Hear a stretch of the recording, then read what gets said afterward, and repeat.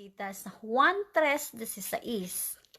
Sapagkat gayon na lamang ang pag-ibig ng Diyos sa sangkatauhan, kaya't inibig niya ang kanyang kaisa-isang anak, upang sinuman ang sumampalataya sa kanya ay hindi mapapahamak, kundi magkakaroon ng buhay na walang hanggan.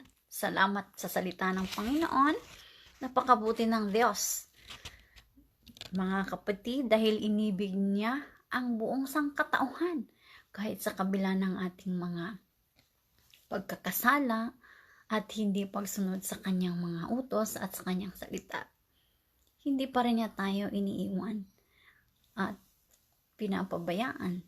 Bagkus, patuloy niya tayong minahal, kaya't ibinigay niya ang kanyang bugtong na anak upang sinuman ang sumampalataya sa kanya ay hindi mapahamak.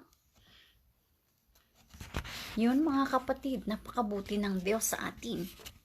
Yun ay ang pangako ng Panginoon na hindi tayo mapapahamak.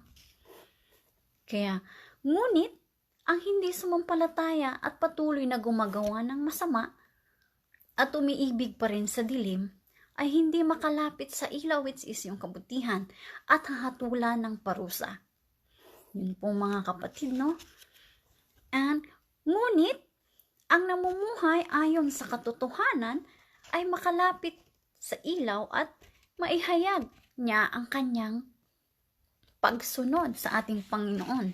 Yun po ang mga kabutihan ang maihayag niya sa buhay niya. Yun, mga kapatid, no? So, ang pagmamahal ng Diyos sa atin talaga ay tunay, mga kapatid. At hindi lang yon, sinabi niya dito, hindi tayo mapapahamak, kundi magkaroon tayo ng buhay na walang hanggan. That's why God crucified at the cross to pay our sin, mga kapatid. Napakabuti ng Diyos sa ating mga buhay. Ang pagmamahal ng Diyos sa atin ay hindi nagbabago mula noon, ngayon, at magpakailanman. That is the verse, ng mga kapatid. God is the same yesterday, today, and forever. Hindi siya nagbabago sa atin, especially yung pagmamahal niya sa atin.